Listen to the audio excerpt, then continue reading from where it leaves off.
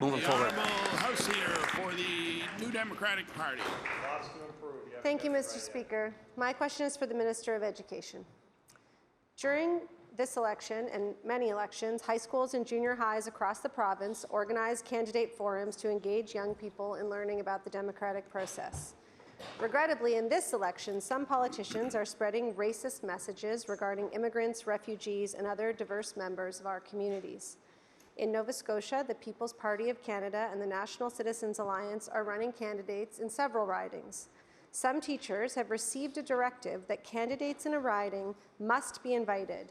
All must be invited if one is invited. Mr. Speaker, can the minister confirm that his department issued a directive that teachers could face discipline for not inviting PPC and NCA candidates into their classrooms? The Honourable Minister of Education.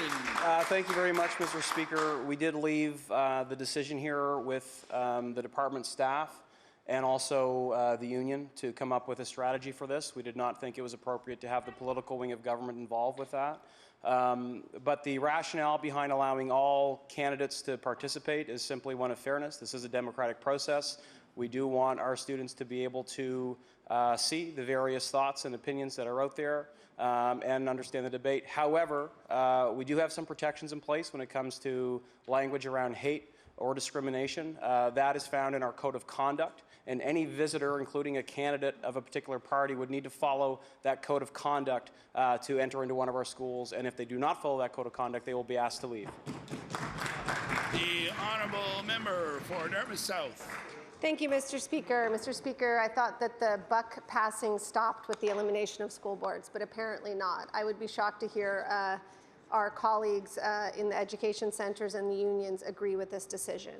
Mr. Speaker, the Education Act defines unacceptable behaviour as behaviour that endangers the well-being of others or significantly disrupts the learning of others, and includes discriminatory behaviour or racist behaviour. And Mr. Speaker, I think we're all sophisticated enough in this chamber to understand what a dog whistle is, and that's something that can fall on the ears of a 16 or 17-year-old the same way it can fall on ours.